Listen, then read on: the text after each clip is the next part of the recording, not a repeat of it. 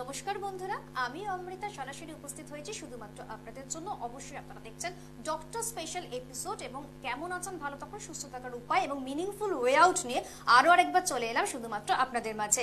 আপনারা জানেন প্রত্যেক শনিবার বিকেল 4টার সময় লাইভ স্টুডিওতে যাকে নিয়ে আমরা উপস্থিত হয়ে থাকি তিনি আমাদের renowned doctor sir doctor Kanishka Sarkar, বিশিষ্ট চিকিৎসক, প্রখ্যাত গ্যাস্ট্রোএন্টারোলজিস্ট। তার কথা শুনে চলাটা ভীষণভাবে দরকার, তাই তো? সেই কারণে প্রত্যেক এপিসোডে তিনি কিন্তু বেশ কিছু টপিকস বা থিসিস নিয়ে আলোচনা করেন। তার এক্সপ্লেনেশনের মাধ্যম দিয়ে তিনি নানান রকম ভাবে বোধগম্য করতে শিখিয়েছেন আমাদেরকে কতটা আমরা সাকসেসফুল জার্নি পেতে পারি সেই ধরনের পার্টিকুলার টপিক বা থিসিসের মাধ্যম দিয়ে। সেই জন্য কিন্তু তিনি প্রত্যেক মুহূর্তে এই সময় আমাদের সঙ্গে থাকেন যাতে আপনাদেরকে রোগ মুক্ত করতে পারেন এবং শুধু তাই নয়, আপনারা যাতে অনায়াসে ভালো থাকতে পারেন তার চেষ্টা কিন্তু করেন আমাদের ডক্টর স্যার। আপনারাও কিন্তু অধীর আগ্রহে বসে থাকেন কখন শুরু হবে অনুষ্ঠান। তার জন্য কিন্তু আমরা আমাদের মতন করে সুস্থ স্বাভাবিক জীবন যাপন করব বলে আমরা কিন্তু চলে আসি শুধুমাত্র এই অনুষ্ঠানের মাধ্যম দিয়ে। আপনারা সকলেই জানেন যে বেশ কিছু ফান্ডামেন্টাল বিষয় রয়েছে আমাদের থিসিস বা টপিকস এর মাধ্যম দিয়ে, সেগুলো সবটাই বলবো ক্রমানুসারে। কিন্তু তার আগে যে বিষয়টি নিয়ে একটু বলতে চাই সেটা হচ্ছে যে আমরা অনেক সময় দেখেছি যে আমাদের প্রশ্ন যখন করা হয় বা আপনাদেরকেও যখন করা হয় কেমন আছেন, অনেকেই আমরা বলে থাকি ফিট অ্যান্ড ফাইন। সেটা আমাদের বলতে খুব ভালো লাগে। আজকের দিনে দাঁড়িয়ে চ্যালেঞ্জের মুখে থেকে যদি আমাদের সম্পদকে ভালো রাখতে পারি, অর্থাৎ আমাদের হেলথ ইস্যুস যাতে না থাকে, সেই কারণে যদি আমরা মনে করি স্বাস্থ্যই আমাদের সম্পদ, তাহলে সেই সূত্র ধরে অবশ্যই বলা যেতে পারে যে আমরা ভালো আছি। কিন্তু অনেক সময় দেখা যায় যে বেশ কিছু জীবাণু বা বেশ কিছু সংক্রমণ, নানান রকম রোগ আমাদের মধ্যে কিন্তু বাসা বাঁধতে শুরু করে। কেন এই ধরনের সমস্যা দেখা যায় সেটা কিন্তু প্রাথমিক স্তরে আমরা বুঝে উঠতে পারি না। যখন আমরা বুঝতে শুরু করি তখন কিন্তু অনেকটা দেরি হয়ে যায়, টের পেতে বোধহয় দেরি হয়ে যায়। সেই কারণে কি হয় যে ডক্টর স্যারেরা যাদের কাছে আমরা পৌঁছাই তখন তারাও কিন্তু ডাক্তারি পরিভাষার মাধ্যম দিয়ে নাকানি চুপানি খেতে শুরু করেন। এবং শুধু তাই নয়, আমাদের কিন্তু ফ্যাটাল ডিজিজে পরিণত হয় বা ক্রনিক্যাল ডিজিজেও কিন্তু পরিণত হতে শুরু করে এবং প্রাণনাশও কিন্তু অনেক সময় হয়ে থাকে। সেজন্য বলবো যে প্রত্যেক বছর নিয়ম করে যদি থ্রাইস টুয়াইস ওয়ান্স যদি একটু রুটিন চেক আপ করে নেওয়া যায়, যার যতটা পকেট পারমিট করবে সেভাবে যদি আপনারা সেভাবে নিজের স্বাস্থ্য সম্পর্কে যদি একটু ওয়াকিবল হতে পারেন, তাহলেই বোধহয় আমরা সহজত হয়ে উঠবো। এবং আজকের টপিকসে ডক্টর স্যার কি নিয়ে কথা বলবেন তার জন্য তো আমরা প্রচন্ডভাবে উৎসুক হয়ে থাকি। যদি সেই রিলেটেড কোনো প্রশ্ন থাকে, টপিক রিলেটেড, তাহলে অবশ্যই কিন্তু ফোন ইন অনুষ্ঠান, লাইভ অনুষ্ঠান আপনারা কথা বলতেই পারেন। যে কোনো কনফিউশন, যে কোনো কমপ্লিকেশন কিন্তু সুন্দরভাবে দূর করে দেবেন আমাদের ডক্টর স্যার। এবং পাশাপাশি যেই টপিক নিয়ে আজকে আলোচনা হবে সেটা নিয়ে যদি আমরা বলতে চাই তাহলে অবশ্যই বলবো পেটের রোগের সঙ্গে হার্টের রোগের কিন্তু একটা ইন্টারলিঙ্ক রয়েছে, একটা কানেকশন রয়েছে। এবং সেই সূত্র ধরে গত এপিসোডে আমাদের ডক্টর স্যার জানিয়েছিলেন মাইটোকন্ড্রিয়া জনিত এনার্জি সিস্টেম এবং তার সাথে প্যানক্রিয়াসের যোগাযোগ। এই অবধি কিন্তু আপনারা জানতে পেরেছিলেন, অভূতপূর্ব জায়গা তৈরি হয়েছিল, দুর্দান্ত তার ডায়াগনোসিস প্রসেস, অ্যানালাইসিস পাওয়ার, সেই নিয়ে তিনি কথা বলেছিলেন। কিন্তু আজকে আমরা যেই বিষয়টি নিয়ে পরোক্ষ করে জানবার চেষ্টা করবো ডক্টর স্যারের তরফ থেকে, সেটাই হলো প্যানক্রিয়াস, ইনসুলিন এসবের সাথে হার্টের রোগের সাথে যোগসূত্র বহাল তবিয়াতে কিন্তু দেখা যায় বা বজায় থাকে। সেটা কি, সেই যে একটা পরম ব্যাখ্যা আমরা পাবো আজকে আমাদের এক্সপ্লেনেশনের মাধ্যম দিয়ে ডক্টর স্যারের কাছ থেকে, সেটা শুনতে কিন্তু আমরা সত্যি খুব আগ্রহশীল, সেটা শুনতে চাইবো। এবং আপনাদের যে কোনো রোগের জন্য আপনারা আমাদের সঙ্গে কানেক্ট হয়ে যান, কারণ আপনারা জানেন যে অনুষ্ঠান শুরু হয়ে গিয়েছে। ফোন অনুষ্ঠান, লাইভ অনুষ্ঠান, সরাসরি কথা বলেন আমাদের সঙ্গে রয়েছেন ডক্টর স্যার। তাকে জানাই অনেক অনেক অভিনন্দন আমাদের সঙ্গে থাকবার জন্য। নমস্কার স্যার। নমস্কার। আমার অতি প্রিয় দর্শক শ্রোতী মণ্ডলী, আজকে তো আলোচনায় যাব, তার আগে একটু উপক্রমণিকা করে নেওয়া ভালো, কারণ সারা পৃথিবীব্যাপী আমরা বঙ্গভাষী বাঙালিরা যেখানেই আছি, কম বয়সে মানে আমি যখন পড়াশোনা করতাম তখনও দেওয়ালে ক্যালেন্ডার ঝুলতো।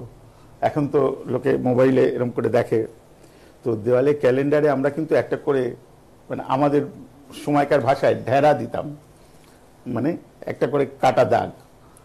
কেন দিতাম? মানে পুজোর আর এই কদিন বাকি।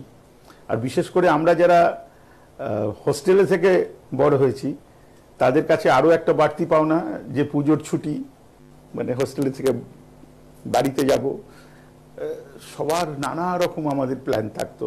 এখন শুনলে খুব মানে অদ্ভুত, অকিঞ্চিতকর এবং হাস্যকর লাগে যে মানে আমরা কতজন বন্ধু একসাথে কোন পয়েন্টে মিলে সব থেকে মানে 1 টাকায় সব থেকে বেশি ফুচকা কোথায় পাওয়া যায়, এইসব আমাদের গবেষণার সব ব্যাপার ছিল। সেই দিনগুলো সাথে এখন যখন ভাবি তখন মানে এখনকার দৃষ্টিভঙ্গি নিয়ে মনে হয় যেন কতটা অকিঞ্চিতকর, কিন্তু তখন কিন্তু ওটা বিরাট বিরাট একটা মানে ভালো লাগা তৈরি করতো। তো সেসব পরে হবে। তো দুর্গাপুজোর সেই কাউন্টডাউন শুরু হয়ে গিয়েছে, আর পিতৃপক্ষ শুরু হয়ে গিয়েছে। আমি যখন ছোট ছিলাম তখন পিতৃপক্ষ কাকে বলে বুঝতাম না। এই অনুষ্ঠান তো ডাক্তারি অনুষ্ঠান।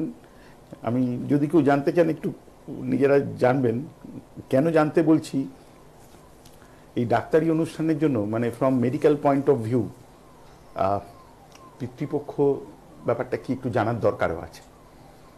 আমি শাস্ত্রে যা লেখা আছে ওটা তো আপনারা পড়ে নেবেন, আমি খালি মেডিকেল পয়েন্ট অফ ভিউতে আসলে আমি কে, আমি কোত্থেকে এসেছি, আমার বাবা মা ঠাকুরদাদা ঠাকুমা তার আগের জেনারেশন তারা কীরকমভাবে বসবাস করত। অর্থাৎ আমাদের প্রথমে বংশের ইতিহাস, তারপরে আমাদের বংশের ইতিহাসের সাথে সাথে আমাদের জাতির ইতিহাস জানার দরকার আছে। কারণ এখনকার দিনে এই যে এক্ষুনি যিনি উপক্রমণিকা করলেন ওর কথার মধ্যে একটা কথা আমি একটু ক্লিয়ার করে দিই। উনি বললেন টপিক নিয়ে কারোর কিছু বলার থাকলে। আসলে আমার এখানে যারা দর্শক শ্রোতী আছেন তারা এই যে টপিক কথাটা ঠিকমতো আন্দাজ করে বুঝে সেই নিয়ে কথা বলবেন এটা আমি আশাও করি না, এবং আপনাদের কোনো প্রয়োজনীয় নেই, আপনার প্রয়োজনীয়তা নেই। আপনার যা মনের প্রশ্ন, সময় তো কম পাই, যতটা পারি আমি উত্তর দিই। মানে টপিক নিয়ে মাথা না ঘামালেও চলবে। টপিক নিয়ে মাথা ঘামানো আমার কাজ, আমি তো ভেতরে ঢুকবই। তো এই জন্য বলছি যে আমাদের মূল শেকড় কোত্থেকে আমরা আসলাম, কীরকম আমরা ছিলাম, কীরমভাবে আমরা বড় হয়েছি। এগুলো প্রথমে বললাম বংশ এবং তারপর বললাম জাতির ইতিহাস। আমাদের শরীর স্বাস্থ্য কেমন থাকবে সেটাকে এফেক্ট করে, এবং সেই জন্য আমাদের নিজেদের রুট শেকড় জানা অত্যন্ত দরকার, এবং সেটা আমাদের জন্য উপকারী। এটা নিয়ে আরও অনেক কিছু বললে আজকের এই আলোচনা এমনিতেই শেষ হয়ে যাবে, আসল টপিকে যাওয়া যাবে না। এবার আমি আসল বক্তব্যে ফিরে যাবার আগে খালি 10 সেকেন্ড একটা বক্তব্য সবার জন্য বলার দরকার আছে। এই মুহূর্তে আমি যে কলকাতায় বসে খুব কমফর্টের সাথে একটি এয়ার কন্ডিশন ঘরে বসে কথা বলছি, ঠিক কলকাতা থেকে একটু দূরে গেলে মেদিনীপুর এবং আরও বিভিন্ন জায়গায় আমাদের পশ্চিমবঙ্গে বিভিন্ন কারণে, মূলত বোধহয় ভারী বৃষ্টির কারণেই একটা বন্যা পরিস্থিতি তৈরি হয়েছে। তো পুজোর তো কাউন্টডাউন শুরু হয়ে গেছে, কিন্তু একটা হলো বন্যা পরিস্থিতি, সেটার জন্য আমাদের সবার যেখানে আমরা আছি কিভাবে মানুষের পাশে দাঁড়াতে পারি এটা একটুখানি ভাববার দরকার আছে। আর সবসময় আমি একজন মেডিকেল প্রফেশনের লোক হিসেবে, একজন ডাক্তার হিসেবে আরজি করে আমার জুনিয়র কলিগের সাথে যে অত্যাচার হয়েছে, যেভাবে খুন করা হয়েছে, তার প্রতিবাদে এবং প্রতিরোধে আমরা সবাই আছি এবং থাকব। এই দুটি আলাদা আলাদা টপিক, একটা বন্যা পরিস্থিতির মোকাবিলা, আর একটা হচ্ছে আরজি করে যে ঘটনা ঘটেছে তার প্রতিকারে, প্রতিবাদে, প্রতিরোধে যে আমরা সবাই একত্রিত। এই দুটো মেসেজ আমার মনে হয় আমাদের সবার হৃদয়ে থাকা উচিত। এবার আমি আমার বক্তব্য শুরু করব। দেখুন, আমি গতদিন আমার যে আলোচনায় তাতে মূলত আমাদের হার্ট হেলথ মানে আমাদের হৃদয়ের সাথে, হৃদয় বললেই এটা খুব একটা রোমান্টিকতা চলে আসে। ডাক্তারদের রোমান্টিকতা আসে কিন্তু একটু পরে আসে। ডাক্তাররা হৃদয় বলতে হার্টকে বোঝে, আর আমরা যখন ছোট থেকে বড় হয়েছি তখন হৃদয় বলতে আরো অনেক বেশি কিছু বুঝতাম। তো সেই হার্টের হেলথের সাথে আমাদের পেটের বিভিন্ন রোগের অত্যন্ত দৃঢ় এবং নিবিড় সম্পর্ক আছে। এই কথাটা নিয়ে আমি বলছিলাম, এবং যদি বলি যে এটাকে ভাব এবং তারপর ভাব সম্প্রসারণ করছিলাম, তো সেটা বলতে গিয়ে আমার শেষ অনুষ্ঠান, লাইভ অনুষ্ঠান যারা শুনেছেন বা এখনো ইউটিউবে আছে দেখে নিতে পারেন, সেখানে আমি এই বলে শেষ করেছিলাম যে আমাদের পেটের যেসব রোগ আছে তার মধ্যে লিভার, প্যানক্রিয়াস, গল ব্লাডারের যে ট্রায়াড, এর সাথে হার্টের রোগের সম্পর্ক নিয়ে। এবং সেটা বলতে গিয়ে আমি বললাম যে দেখুন, আমরা যা কিছু জীবনে করছি ভালোভাবে বাঁচার জন্য করছি, পেট ভরে আরাম করে খাওয়ার জন্য করছি, এটা বেসিক। মানে যে যেখানে আছেন, সে যাকে আমরা ভালো মানুষ বলি, যাকে আমরা খারাপ মানুষ বলি, যাকে আমরা গরিব মানুষ বলি, যাকে আমরা বড়লোক মানুষ বলি, যাকে আমরা বুদ্ধিজীবী বলি, যাকে আমরা পরজীবী বলি, যাকে আমরা শ্রমজীবী বলি, এরকম যেভাবে যেভাবে মানুষকে ভাগ করেন না কেন আপনি, বেসিক জায়গায় কিন্তু ওইটুকুনি ছাড়া চলবে না। তো এই যে আমরা ভালো থাকবো, পেট ভরে খাবো, অন্তত এইটুকুনি যদি আমরা অ্যাচিভ করতে চাই, এটাকে যদি অ্যানালাইজ করেন তাহলে দেখবেন আসলে পেট ভরে খাওয়াটা হচ্ছে প্রথমত একটা স্যাটিসফ্যাকশন, কিন্তু আসলে তার পেছনে যেটা আমাদের জিআই, গ্যাস্ট্রোইন্টেস্টিনাল সিস্টেমের একটা ভালো থাকার ব্যাপার আছে, সেটাকে সুস্থ থাকার ব্যাপার আছে। নাহলে আপনি পেট ভরে খেয়ে আরাম পাবেন না, পেট ভরে খেতেই পারবেন না, পেটে ব্যথা হবে, হজম হবে না, চারদিকে অস্বস্তি, কনস্টিপেশন, মানে সব দিক দিয়ে অসুবিধা, এবং তারপর আপনি খেতে ভয় পাবেন যে এটা খেলে আমার অম্বল হয়ে যায়, এটা খেলে আমার বুক জ্বালা করে, এটা খেলে আমার পেট ভার হয়ে যায়, এটা খেলে আমার কনস্টিপেশন হয়, এটা আমার হজম হয় না, মানে এই নানা রকম। তারপর তো আছে রোগ, এই রোগ হলে আমি এই জিনিস খেতে পারবো না, ওই রোগ হলে আমি ওই জিনিস খেতে পারবো না। তার মানে আপনি বুঝতে পারছেন যে আপনার ভালো থাকা মানে হচ্ছে আপনার গাট হেলথ, আপনার জিআই সিস্টেমকে যদি ভালো রাখেন তাহলে ওইসব জিনিস থেকে আপনি দূরে থাকবেন। এবার এই চিন্তা এবং এই অ্যাওয়ারনেসটা আমি আস্তে আস্তে আস্তে আস্তে চাইছি মানুষের মনে চলে যাক, ঢুকে যাক। এবং এর সাথে হার্টের কি সম্পর্ক, আমি গতদিন বলেছিলাম যে আমরা যে খাওয়া দাওয়া করি না, তার মধ্যে থেকে মূল ব্যাপার যেটা, সেটা হচ্ছে আমাদের এনার্জি। যে আমি এই কিছুক্ষণ আগে থেকে কথা বলতে শুরু করেছিলাম এই যে এখানে এই অনুষ্ঠানে, তার আগেও এক দাদা কথা বলেছি, সকাল থেকেই বলে চলেছি, সকালে হাঁটা বা যারা এক্সারসাইজ করেন এক্সারসাইজ, বা অন্য যারা পূজা করেন তাদের কথা, যে যাই কিছু করেন আপনার অনেক এনার্জি দরকার হয়, আপনার স্ট্যামিনা দরকার হয়। এইসব এনার্জি স্ট্যামিনা কোত্থেকে পাই? ওই খাবারের থেকে। এই কথাটা বলে দেখুন আমি একটু চুপ করে রয়েছি, কারণ ওই খাবারের থেকে বললেই মনে হয় যেন এটা একটা অটোমেটিক প্রসেস, খাবার খাবো আর অটোমেটিক্যালি এনার্জি পেয়ে যাব। কিন্তু ব্যাপারটা মোটেই তা নয়। খাবার খেলেই অটোমেটিক্যালি এনার্জি পাবেন না। অর্থাৎ যদি সেটা হতো তাহলে মানে আমি কলকাতার কথা বলছি, কেন কলকাতা সবসময় দেখছি বলে, অন্য সমস্ত জায়গাতেও দেখবেন বড় বড় হাসপাতালে সব থেকে বেশি রুগী যারা আছেন তাদের খাবারের কোনো অভাব ছিল না। আমি আসছি, একটা ফোন নিয়ে কথা বলবো। হ্যাঁ, আমি ডক্টর সরকার লাইনে আছি, বলুন। হ্যাঁ, নামটা বলবেন। হ্যাঁ, ব্যারাকপুর থেকে অনিমেষ বাবু, বলুন বলুন, শুনছি। হুম, বলুন।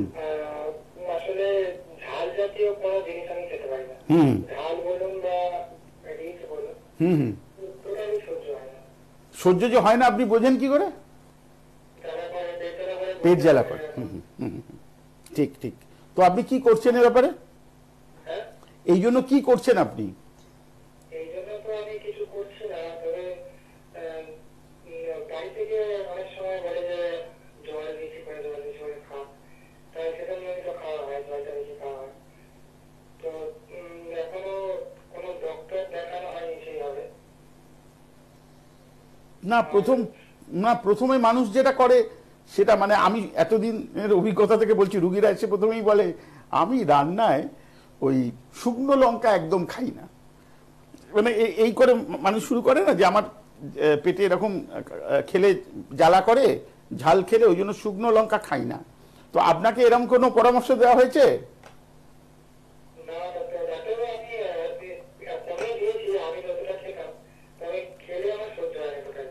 ওই তো মানে না না, এখানে আমি আসলে জানতে চাইছি আপনি কি শুকনো লঙ্কা খাওয়া বন্ধ করে তারপরে কথা বলছেন, না এখনো শুকনো লঙ্কা খান? ওটা বলতে কোনটা? না না, ওটা বলতে আপনি শুকনো লঙ্কা বন্ধ করেছেন এটা বলছেন তো? ও, ওই কারণে আমি সেটা জানতে চাইছি। এরপর কাঁচা লঙ্কা খাচ্ছেন, তো কাঁচা লঙ্কা খেয়ে পেটে জ্বালা কমলো?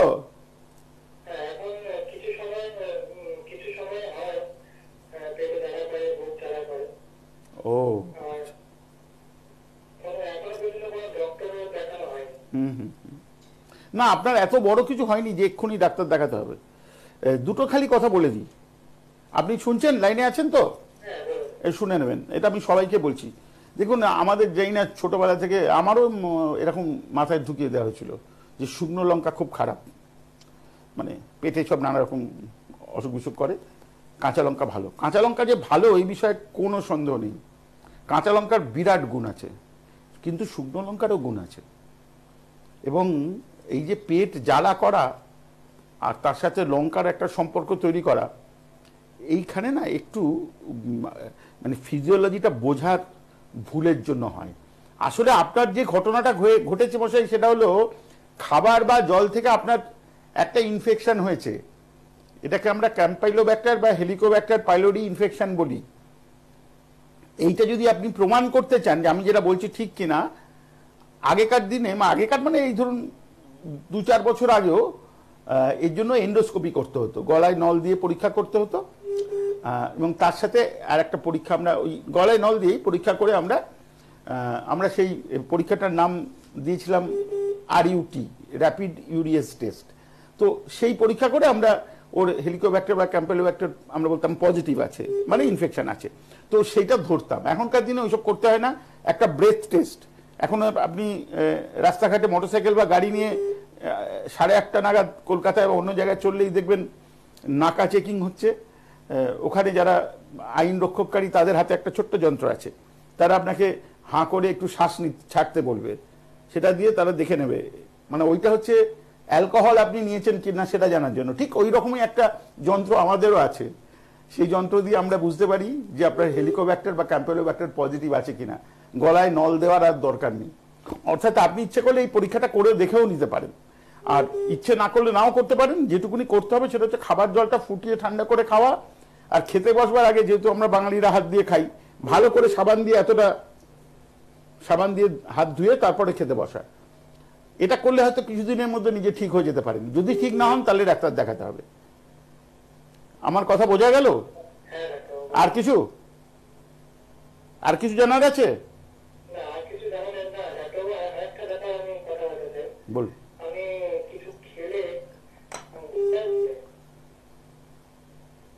খেলে কি হচ্ছে? গলায় বাঁধে? হ্যাঁ হ্যাঁ,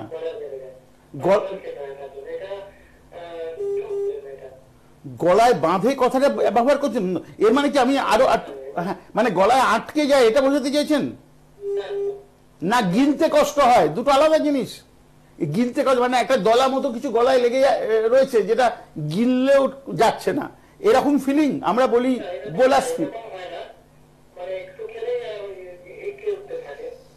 হেঁচকি উঠতে থাকে।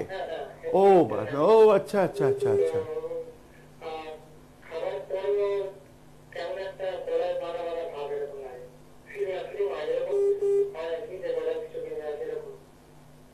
একটু পরিষ্কার করে দিই। দেখুন, আপনার তো বয়স কম, আপনার দুশ্চিন্তা কিচ্ছু নেই। এটা যারা অনেক বয়স বেশি হলে এই প্রবলেম হলে দুশ্চিন্তা থাকে, আপনার দুশ্চিন্তা কিচ্ছু নেই। আপনি ধীরে আস্তে করে খান, তারপরেও যদি এটা না কমে, এখানে ডাক্তার দেখানোর ব্যাপার আছে একটা। তবে যেটুকুনি শুনে বুঝতে পারছি, আপনার ওই হেলিকোব্যাক্টার বা ক্যাম্পেলোব্যাক্টার ইনফেকশন থাকার জন্য একটা গ্যাস্ট্রাইটিস শুরু হয়েছে। তো সেইটা সামান্য ওষুধপত্রে এবং যে নিয়ম দুটো বললাম ওটা মানলে চলে যাবে, ঠিক হয়ে যাবে। আপনি যদি এগুলোতে মানে প্রথম স্টেপ যেটা নিতে বললাম ওতে না কমে, তাহলে আপনার কাছাকাছি ডাক্তারবাবুর সাথে একটু পরামর্শ করা দরকার। ঠিক আছে? যদি আপনার কোনো এর পরেও প্রশ্ন থাকে, পরে আমার হেল্পলাইনে করলেও আমি জবাব দেবো। ঠিক আছে, আমি তাহলে লাইন বিচ্ছিন্ন করছি। ধন্যবাদ। আচ্ছা, উনি ফোন করলেন বলে আমি এই কথাটা বলে দিই না, এই যে কাঁচা লঙ্কা, শুকনো লঙ্কা এবং আর একটা জিনিস ঝাল যাতে রান্না হয় সেটার জন্য ব্যবহার করা হয়, সেটা হলো গোলমরিচ। তো এই যে 3টে ইনগ্রেডিয়েন্ট আছে, এই 3টেই শরীর এবং স্বাস্থ্যের জন্য অত্যন্ত উপকারী। এর উপকার বললে মানে অনেক দিক দিয়ে আছে, আমি অন্যদিন হয়তো এই লঙ্কা নিয়ে আলোচনা করব, তো তখন বুঝতে পারবেন অত্যন্ত উপকারী। হঠাৎ করে লঙ্কা, মানে প্রথম তো ছোটবেলায় যখন ছিলাম তখন লঙ্কাকে ভয় করতাম যে খুব ঝাল, তো যবে থেকে বাঙালি চিলি চিকেন খেতে শুরু করেছে, সত্যিকারের চীন দেশের চিলি চিকেন, তবে থেকে বুঝেছে যে চিলির বাংলা হলো লঙ্কা। তো সেই লঙ্কা চিকেন যবে থেকে খেতে শুরু করেছে তবে থেকে বুঝেছে যে মানে লঙ্কা মানেই খারাপ খেতে তা নয়, অনেক টেস্টি খেতেও এরকম হতে পারে, লঙ্কা উপকারীও বটে। তো কাজেই আসলে কেন পেট জ্বালা করছে তার সাথে সরাসরি ওই লঙ্কা খাওয়ার যে যোগটা আমরা করি, সেটা ওই 1980 দশকের আগে পর্যন্ত যতক্ষণ আমরা এটা বুঝতে না বা জানতে না পেরেছিলাম যে আসলে ওটা ওই খাবার বা জল থেকে ব্যাকটেরিয়াল ইনফেকশন হওয়ার কারণে হচ্ছে, লঙ্কা খাওয়ার জন্য নয়। লঙ্কাতে হয়তো ট্রিগার্ড হচ্ছে জিনিসটা, উৎপত্তিটা তো মানে রোগটা একটা রয়েছে, এবার কোনো একটা জিনিস দিয়ে সেটা ট্রিগার্ড হলো, সেটা হতে পারে, কিন্তু কারণটা লঙ্কা নয়, এটা একটু মাথায় রাখা। আর একটা ফোন নিয়ে আমি আজকের আলোচনায় যাব। হ্যাঁ, আমি ডক্টর সরকার লাইনে আছি, বলুন। হ্যাঁ বলুন। হ্যাঁ, বীরভূম থেকে কে বলছেন? শান্তিরাম ঘোষ। বীরভূমের কোথা থেকে? খয়রাসোল। বলুন বলুন।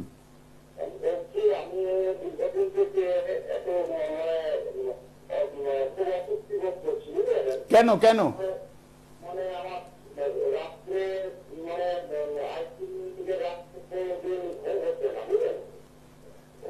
বুঝেছি, হ্যাঁ বুঝেছি।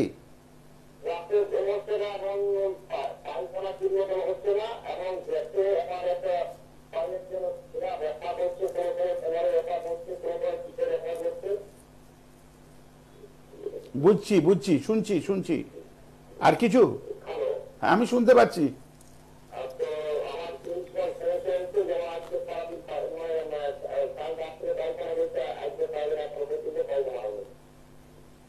এটা কবে থেকে হচ্ছে?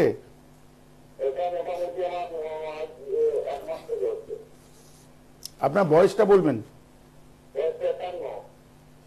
51? 51? আচ্ছা, ঠিক ঠিক। তো আপনার কি মনে হচ্ছে কেন হচ্ছে এরকম?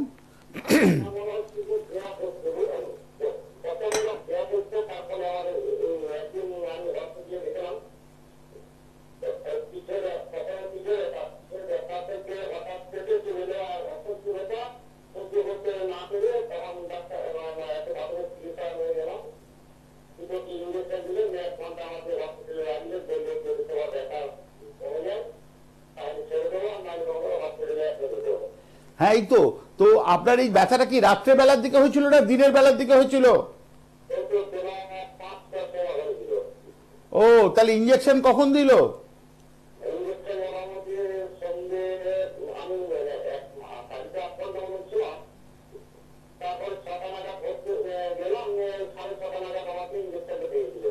বুঝেছি, কিন্তু এর মধ্যে কখনো এরকম হয়নি যে বমি বমি পাচ্ছে, যেন বমি হলে ভালো হয়ে যাবে, এরকম ভাব হয়নি তো?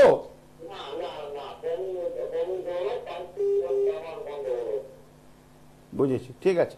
তো ডাক্তারবাবুরা তারপরে তো বললো যে পরে আউটডোরে এসে দেখাবেন, কাল বা পরশু দিন এসে দেখাতে বললো তো?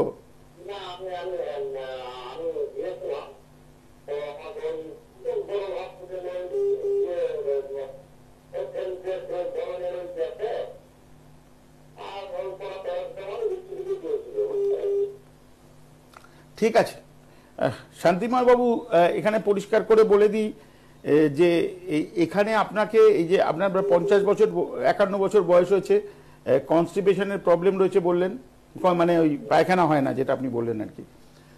তো এটা আপনার না প্রচুর, হ্যাঁ বলুন। হ্যাঁ, প্রচুর মানুষের প্রবলেম।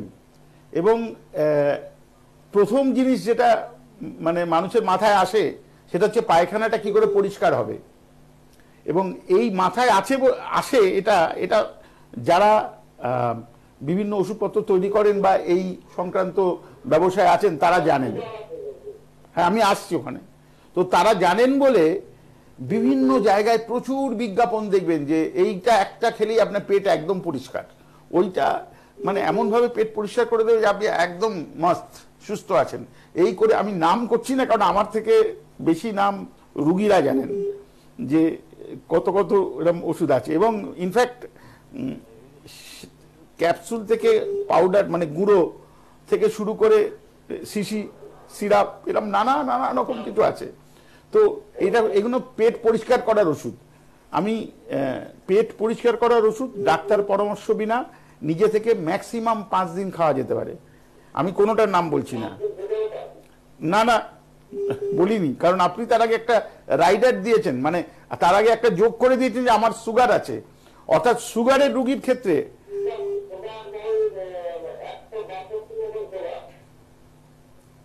আমি ওখানে আসছি।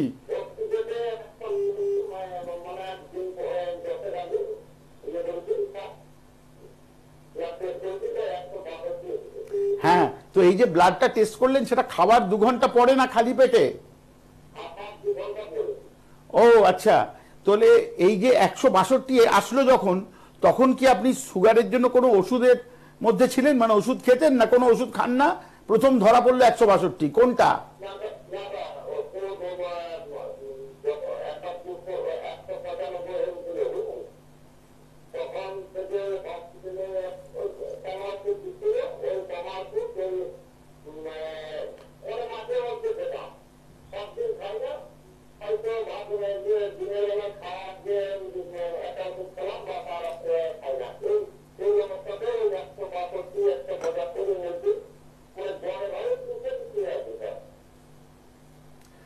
ব্লাড সুগারের ওষুধ মাঝে মধ্যে খাওয়ার ওষুধ নয়, মানে নিজে থেকে যখন ঠিক করবো তখন খাবো ওরকমও নয়।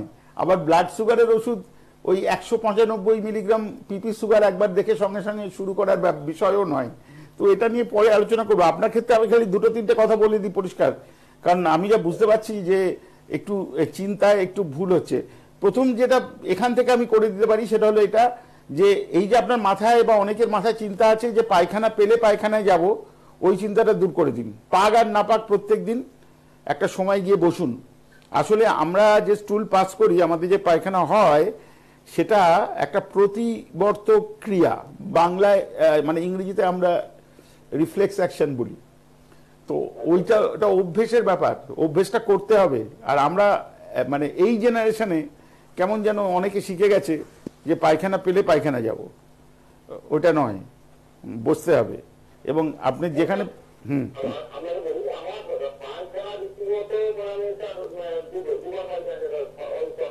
ঠিক আছে,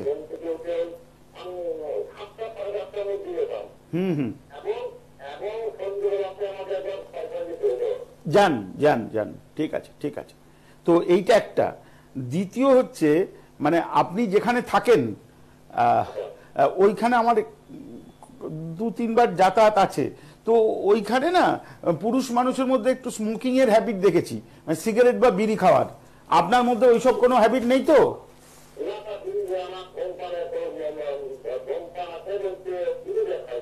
কি খান?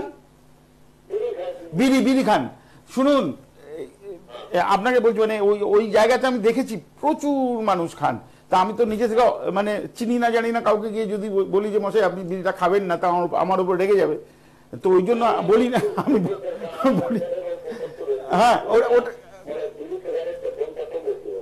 ওটা বন্ধ করে দিতে হবে, বিড়ি বন্ধ করে দিতে হবে। কারণ হচ্ছে, একেতে আপনার ডায়াবেটিস মেলিটাস, আপনার কনস্টিপেশন হচ্ছে, মানে এইসবের ক্ষেত্রে যদি তামাক অ্যাড হয়, মানে আপনি সে বিড়ি খান কি সিগারেট খান কি দাঁত মাজেন, ওই গুল দিয়ে দাঁত টাত মাজেন, বা যেভাবেই নেন না কেন। ও এখানে আরেকটা কথা, এটা আমি গ্রামে গঞ্জে দেখেছি মানুষের মধ্যে এখনো এই ধারণাটা আছে যে বিড়িটা সিগারেটের থেকে ভালো। একদম ভালো নয়, বিড়িটা সিগারেটের মতো বা সিগারেটের থেকেও বেশি খারাপ। মানুষ এইভাবে আমাকে বলে যে কেন বিড়িটা তো এই যে কেন্দু পাতা দিয়ে মোরা ন্যাচারাল প্রোডাক্ট, ভালো হবে বেশি। আমি বলি যে মশাই, ন্যাচারাল প্রোডাক্ট আপনি চিবিয়ে খান একটা কেন্দু পাতা, তাতে আপনার কি ক্ষতি হবে? অত কিছু হবে না। পুড়িয়ে খেলে কিন্তু ক্ষতি। আর যে তামাকটা দেওয়া হয়, এক্ষেত্রেও তারা বলেন বিড়িতে তো কম তামাক থাকে, সিগারেটে বেশি তামাক থাকে। এই যুক্তিটা ঠিক যে বিড়িতে কম তামাক থাকে, কিন্তু লোকে কম বিড়ি খায় না। আমার কাছে, আমি তো অনেকদিন ধরে এই চিকিৎসার মধ্যে আছি, মানে মানুষকে চিকিৎসা করি।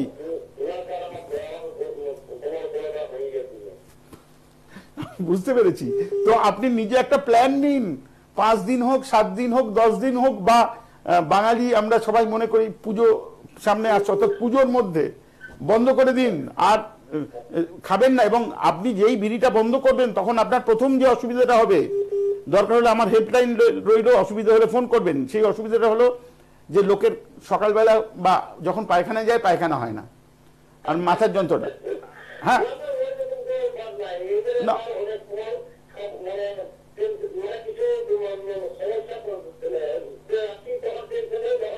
ও তো আমি সেটাই বলছি, না হলে মাথার যন্ত্রণা, মাথা কিরম করছে, টেনশন কমছে না। তো এই যে সব শব্দবন্ধগুলো আছে, এগুলো প্রত্যেকটা এখন আমরা ঠিক করে দিতে পারি, কিন্তু বিড়ি বা সিগারেট থেকে দূরে থাকতে হবে। বিশেষ করে আপনার মতো রুগী যাদের ডায়াবেটিস মেলিটাস আছে, যাদের কনস্টিপেশন আছে, রাত্রে ঘুম হচ্ছে না, এই যে প্রবলেম, এর জন্য প্রথম কাজ হচ্ছে স্মোকিং বন্ধ করা, খাবার জল ফুটিয়ে ঠান্ডা করে খাওয়া, এবং সকালে বা সন্ধে একটু এক্সারসাইজ, মানে হাঁটা। আপনার ওখানে অনেক জায়গা আছে হাঁটার, মর্নিং বা ইভিনিং ওয়াক, এইটুকু। বাহ বাহ বাহ, খুব ভালো, খুব ভালো, দ্যাটস গুড।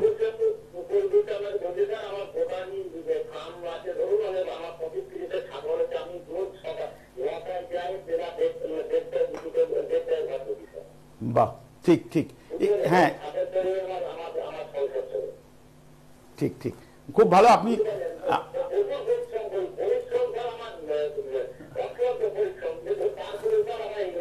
আপনি খালি এইটুকুনি একটু মাথায় রাখুন, আপনি কাছাকাছি ডাক্তারবাবুর সাথে পরামর্শ করেছেন, অলরেডি হসপিটালে দেখিয়েছেন।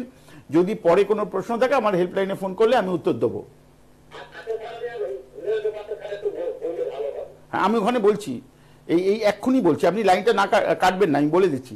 দেখুন, আমরা ভারতীয়রা ভারতবর্ষের যেখানে থাকি না কেন, আমরা এমন একটা দেশে বসবাস করি যেটা পৃথিবীর মধ্যে সব থেকে বেশি সূর্যালোক প্রাপ্ত জায়গা। সূর্যের আলো অনেক বেশি পাই আমরা।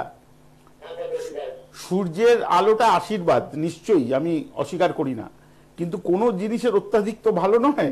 তো আমাদের দেশের বেশিরভাগ মানুষের জন্য অসুখ বিসুখের একটা কারণ হচ্ছে দুপুর রৌদ্রে প্রচন্ড সূর্যালোক রয়েছে, সেখানে পরিশ্রম বেশি করা। বেশি সূর্যের রৌদ্র যখন পড়ছে তখন যদি আপনি বেশি পরিশ্রম করেন, সবার জন্য না হলেও অনেকের জন্য সেটা নানা রকমভাবে আমাদের দেহে ক্ষতি করে। যদি আপনার কাজকর্ম এমনভাবে আপনি সাজাতে পারেন যাতে ওই দুপুরবেলার প্রখর রৌদ্রটা থেকে একটু আপনি দূরে থাকতে পারেন, তারপরে সকালে সন্ধ্যে আবার পরিশ্রম করুন। যদি এইভাবে সাজাতে পারেন কাজটা, আমি সবার জন্য বলছি সেটা উপকারী। কিন্তু প্রথমে বলে নিলাম যে সূর্যালোক সত্যি ভালো, উপকারী, কিন্তু কোনো জিনিসের বেশি ভালো নয়। আমরা বড় বেশি সূর্যালোক পাই।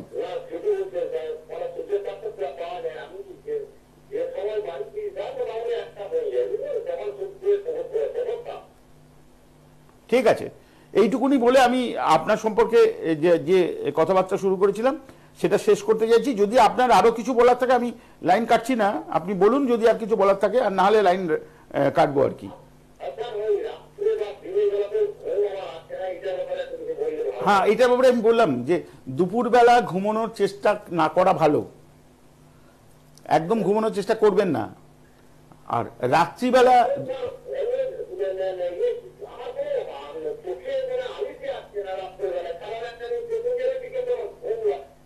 হ্যাঁ বলে দিচ্ছি প্রথম দুপুরবেলা ঘুমোবেন না।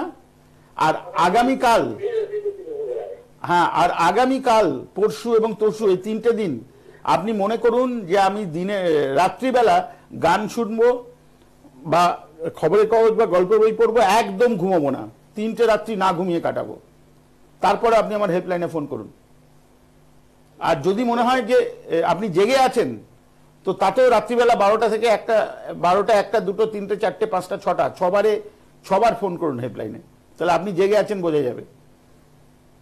ঠিক আছে, এই যেই এটা চেষ্টা করবেন, আবার দুপুরবেলা ঘুমাবেন না এবং নর্মাল কাজকর্ম করবেন, রাত্রে ঘুম এসে যাবে। যদি তাতেও না ঘুম আসে, তাহলে কোনো ইনভেস্টিগেশন করা দরকার, সেটা নিয়ে পরে কথা বলবো। ঠিক আছে, ধন্যবাদ। না, ওখানে ডাক্তারবাবু দেখাতে হবে, ডাক্তারবাবুকে না দেখালে হবে না, কারণ ডায়াবেটিসের ব্যাপারটা নিয়ে আমি এক্ষুনি আলোচনায় আসবো, আজকে এটা আলোচনার বিষয়বস্তু আসবো, আপনি একটু শুনবেন, তাহলে বুঝতে পারবেন। ধন্যবাদ, আমি বিচ্ছিন্ন করছি, ভালো থাকুন। আচ্ছা, উনি অনেকগুলো কিছু এই ব্যাপারে টপিক উঠে আসছে, বলার ইচ্ছে হচ্ছে, কিন্তু সেই সব বললে না সেই আমরা শুরু করেছিলাম। আচ্ছা, আর একটা ফোন করতে হবে। হ্যাঁ, আমি ডক্টর সরকার লাইনে আছি, বলুন। নমস্কার। আপনার অনুষ্ঠান দেখি, অনেক ধন্যবাদ। আমি এই মাত্র ইয়ে করলাম, আমি আমার ওয়াইফের সম্বন্ধে জানতে চাই। বলুন বলুন, আপনার নামটা বলবেন, কোত্থেকে বলছেন? ওয়াইফের নাম লতা চ্যাটার্জি। হ্যাঁ, কোত্থেকে? আমি বলছি হুগলি জেলার কুটিয়া ত্রিবেণী কাছে। আচ্ছা, ত্রিবেণী, হ্যাঁ ঠিক আছে। আচ্ছা, ওনার ত্রিবেণী পড়তে কুন্তিঘাট। আচ্ছা, কুন্তিঘাট, ঠিক আছে, বলুন। ওনার আমার স্ত্রী আপনার গলব্লাডারের প্রবলেম হয়। প্রবলেম বলতে? গলব্লাডারে গলব্লাডারে পলিপ? ইউএনসি করে পলিপ দেখা গেল। না, সে তো গলব্লাডারের ভেতরে আছে। ওনার কষ্টটা কি? আমাকে সার্জেন বললেন যে ওটাকে অপারেশন করতে হবে। না, উনি কি কষ্ট হয় সেটা জিজ্ঞেস করছি, ওনার কষ্টটা কি? কষ্টের মধ্যে তখন তো আগে হতো ওই বমি হতো, খাওয়ার পরে হতো না, হ্যাঁ, চাপা অম্বল হতো, এইসব হতো। তা তখন সার্জেন মেডিসিন দেয়, দেওয়ার পরে আমাকে বললো যে অপারেশন করতে হবে। তখন আমাকে বললো যে এইগুলো করবেন, টেস্টগুলো আমরা কার্ডিওলজিস্টের কাছে নিয়ে যাই। হ্যাঁ, মানে ইকো বাই সিটি কার্ডিওলজিস্ট দেখলেন, দেখি ইকোকার্ডিওগ্রাফি করে বললেন যে হার্টের প্রবলেম, এখন অপারেশন করা যাবে না। তখন উনি হার্টের ওষুধ দিতে আরম্ভ করলেন। আর সার্জেন আমাকে বললেন যে যেগুলো আমি দিয়েছি মেডিসিন সেগুলো খান, দিয়ে এইবার অপারেশনটা পেরিয়ে যাচ্ছে। তখন কার্ডিওলজিস্ট বলছে যতক্ষণ আমি গ্রিন সিগন্যাল দেবো ততক্ষণ অপারেশন করতে পারবেন না। আর ঠিক আছে। এরপরে কি হলো, আপনার নেক্সট আমরা আবার কার্ডিওলজিস্ট বলছি যে আপনি একটা ফাঁকা ইউএনসি করুন, কারণ অনেক সময় পলিপসে ভয় থাকে, পলিপসেও ভয় থাকে। তা আমরা ইউএনসি করলাম। ইউএনসি করার পর দেখলাম যে মানে পলিপটা অনেকটা কমেছে। তা আমরা সার্জেনকে রিপোর্টটা পাঠালাম হোয়াটসঅ্যাপ করে। তো সার্জেন বললেন যে এখন অপারেশনের দরকার নেই, আমি এই মেডিসিন দিচ্ছি, এটা এক মাস খাওয়ার পর আরেকবার আপনি ইউএসজি করবেন। আপনি কি মেডিসিনের নামটা বলবো আপনাকে? হ্যাঁ, অবশ্য বলুন না। ইউসিমন 300। ওকে। দুবেলা দুটো করে দিয়েছেন। আচ্ছা, সার্জেন দিয়েছিল এই র্যাঙ্কটা 300, এই যে র্যাঙ্কটা দিয়েছে। আচ্ছা, ইউরিন 300 খাচ্ছে, এক মাস খাওয়ার পর বলছে আপনি একবার ইউএসজি করবেন, তবে অপারেশন করার দরকার নেই। হ্যাঁ, আমি যা রিপোর্ট দেখে দেখছি, কারণ অনেকটা পলিসটা কমে। শুনেছি, হ্যাঁ। তারপর তারপরে এখন কার্ডিওর কাছে এর মধ্যে যেতে পারিনি, ডেটটা পাইনি। কার্ডিওলজিস্ট বলছে যে 95% কিউরেবল আর 5% অন্যদিকে টার্ন নিতে পারে। হলো, তারপর? তারপরে আমি অন্যান্য ডাক্তারবাবুদের সাথে কনসাল্ট করেছিলাম, আমার পরিচিত যারা ডাক্তারবাবু, তারা বললেন যে একজন বললেন যে পলিস ভালো হয়ে যায়, ভয় কিছু নেই। আর একজন ডাক্তারবাবু বললেন যে আপনি সার্জেনের ওপিনিয়ন নিন, কিন্তু আপনার অনুষ্ঠান দেখি ওই জন্য আপনাকে আমি একটু ইয়ে করছি। ইয়ে বলতে? আপনার এই নাম্বার, আপনার যে নাম্বারগুলো স্ক্রিনে দেখছি ওখানে হোয়াটসঅ্যাপে পাঠাবো রিপোর্টটা। কেন? আপনি একবার দেখতেন রিপোর্টটা। দেখার পেছনে উদ্দেশ্যটা কি, মানে আপনি কি জানতে? সে কি? হ্যাঁ, তাহলে হ্যাঁ, এটা নিয়ে মূল ব্যাপারটা হচ্ছে, তো সার্জন তো বলেই দিয়েছে করতে হবে না। কার্ডিও যেটা বলেছে সেটা আপনি, আপনার কাছে রেকর্ডিং আছে? তাহলে কি করে আপনি, এক মিনিট, ওনার প্রেসক্রিপশনে লেখা আছে? না, আপনি শুনুন, এই আমি আপনার জন্য বলছি এবং সবার জন্য বলছি যে আমরা যে এই যে মেডিকেল সায়েন্স, এটাকে আমরা বলি এভিডেন্স বেসড মেডিসিন। প্রমাণ ছাড়া চলবে না। আপনি বলে দিলেন যে একজন লোক ওইটা বলেছে, তা আমি এখন বলছি তো লঙ্কায় 30 টাকা ভরি সোনা। আমার কথা শুনে আপনি লঙ্কায় 30 টাকা মানে সোনা কিনতে যাবেন নাকি? তাহলে যিনি বলেছেন সেইটার একটা প্রমাণ সঙ্গে নিয়ে আপনি আমাকে হোয়াটসঅ্যাপে পাঠান, তারপরে কথা হবে, আপনি হোয়াটসঅ্যাপ আমাকে হেল্পলাইনে করবেন, আমি এই নিয়ে কথা শুরু করব। কিন্তু যেটার প্রমাণ নেই সেটা আপনি শুধু মুখে বললে with due respect you and নমস্কার জানিয়ে বলছি, বিশ্বাস করব না, হবে না, চলবে না ওটা। ঠিক আছে, হ্যাঁ ব্যাস, ওইখানে তো থেমে গেছে, হয়ে গেছে তো, করতে হবে না তাহলে। ওকে, আসলে আচ্ছা এছাড়া হ্যাঁ আর কোনো টপিক আছে, আর কোনো ব্যাপারে বক্তব্য, আর কোনো ব্যাপারে কি আর কিছু বলবেন? আরো সব ঠিক থাকুক, শুনুন, হ্যাঁ হ্যাঁ হ্যাঁ ওটা নিয়ে বলছি। আপনি আসলে আমার এখানে আমাকে বারবার বলছে 4 মিনিট সময় আছে, তো আপনি একটু অনুষ্ঠানটা শুনুন, আর আমার তো হেল্পলাইন রইল, আপনি ফোন করলে আমি জবাব দেব। ঠিক আছে, একটু আমাকে যদি সুযোগ দেন, হ্যাঁ একটু আমি সুযোগ দেন। ও আমাকে দেখাচ্ছে 2 মিনিট, আমি আরো 1 মিনিট একটু ধার করে নেবো, আমি বলে দিচ্ছি। হ্যাঁ, তাহলে লাইনটা বিচ্ছিন্ন করি। আর অতি প্রিয় আমার দর্শক শ্রোতী মণ্ডলী, আজকে ফোন করলে আর আসল ব্যাপারটা নিয়ে বলতে পারবো না। দেখুন, আমি 2 মিনিট বলেছি, আর 1 মিনিট 3 মিনিট সময় নিয়ে নিচ্ছি। মূল যে জায়গাটা, যে কি করে আমাদের পেটের হেলথের সাথে আমাদের কার্ডিওভাস্কুলার সিস্টেম মানে হার্টের হেলথ যুক্ত, আমি একটু সোজা করে একটু বলে দিই। দেখুন, আমি বলেছিলাম আগের দিন যে ওই যে আমাদের মাইটোকন্ড্রিয়া রয়েছে, সেটার জন্য যে এনার্জি দরকার হয়, আমরা যে খাবার খাচ্ছি না, সেটা থেকে যে এনার্জির দরকার, যে সেটা থেকে যে এনার্জিটা আমাদের জিআই সিস্টেমে খাবারটা যেটাকে আমরা হজম করা বলি, তার ফলে মাইটোকন্ড্রিয়া একটা কমপ্লেক্স সিস্টেম আছে, সেটা আগের পরের দিন আমি একদম ভালোভাবে বর্ণনা করবো, সময় নেই বলে আমি জাস্ট জিসটা বলে দিচ্ছি। ওই অ্যাডিনোসিন ডাইফসফেটকে ট্রাইফসফেটে রূপান্তরিত করিয়ে, মানে একটা রিচার্জেবল ব্যাটারি, সোজা কথা। আপনি রিচার্জেবল ব্যাটারি চার্জ করলে আবার আলো জ্বলে বা তাই দিয়ে কাজ হয়, তেমনি সেই সিস্টেম। একটা রিচার্জেবল ব্যাটারি আপনার খাবারের থেকে এনার্জি নিয়ে সেটা বিভিন্ন কোষে সরবরাহ করছে, এবং এটা যে করছে এটার জন্য মাইটোকন্ড্রিয়ার একটা বিরাট বড় ভূমিকা আছে। এখন এই যে এনার্জি সিস্টেম, এইটা কতটা ভালোভাবে কাজ করবে, এইটা নির্ভর করছে আপনার ইনসুলিন যেটা প্যানক্রিয়াস থেকে বের হয় সেটা কতটা এফিশিয়েন্ট এবং কতটা কিভাবে বেরোচ্ছে সেটার উপরে। আবার এইটার সাথে তাহলে এখনো পর্যন্ত আমি যা বলছি সবই তো এই ইনসুলিন মানে লোকের সুগারের সাথে রিলেট করবে, প্যানক্রিয়াস, এখানে হার্টের তো কোনো কথা আসেনি। আমি খালি একটা ছোট্ট তথ্য দিয়ে দিই, সেটা হচ্ছে সুগার, ব্লাড সুগারের জন্য যে আমরা পরীক্ষা করি না, পিপি সুগার, ফাস্টিং সুগার, এছাড়া HbA1c, গ্লাইকোসাইলেটেড হিমোগ্লোবিন, না আমি 1 মিনিট সময় নেবো, একটু দিতে হবে। এই গ্লাইকোসাইলেটেড হিমোগ্লোবিন নর্মালি 6.5 নর্মাল 6.5 পর্যন্ত অ্যালাউ করি। যদি তার থেকে বেশি হয়, তা প্রতি 1 বাড়ার জন্য 6.5 থেকে 7.5 বাড়ার জন্য হার্ট ডিজিজ, হার্ট অ্যাটাকের চান্স, মানে মানুষ বোঝেন বলে হার্ট অ্যাটাক কথাটা ব্যবহার করলাম, আমাদের টার্মসের হার্ট অ্যাটাক নেই, আমি হার্ট অ্যাটাক আপনারা বুঝবেন বলে বলছি। হার্ট অ্যাটাকের চান্স আপ টু 18%, 18% পর্যন্ত বেড়ে যায় খালি 1 HbA1c বাড়ার জন্য। অর্থাৎ এইখানে ডাইরেক্টলি ব্লাড সুগারের সাথে হার্ট অ্যাটাকের সম্পর্ক, ইনসুলিনের সম্পর্ক, প্যানক্রিয়াসের সম্পর্ক, পেটের সম্পর্ক, এবং আপনার নিজের ওয়েল বিইং অফ গাটের সম্পর্ক। আমাকে বললে এরকম ভাবে বলছে যে আর একটা কিচ্ছু বলতে পারবেন না। অবশ্যই তাই স্যার, খুব সুন্দর লাগলো যে যেভাবে আপনি এক্সপ্লেন করলেন, এবং সেই এক্সপ্লেনেশনসের জন্য আমরা সবসময় অপেক্ষায় থাকি। এবং শুধু তাই নয়, আপনারাও কিন্তু যারা অনুষ্ঠান দেখলেন এবং আপনাদের নানান ধরনের রোগের খবরও জানতে পারলেন, তাদের জন্য বলবো যে এইভাবেই ভালো থাকুন, বেঁচে থাকুন, সুস্থ থাকুন, আনন্দে থাকুন। অবশ্যই হার্টের রোগের সঙ্গে আমাদের কিন্তু আজকে পেটের রোগের যে একটা ইন্টারলিঙ্ক, সেটা নিয়ে কিন্তু দুর্দান্তভাবে এক্সপ্লেন করলেন ডক্টর স্যার।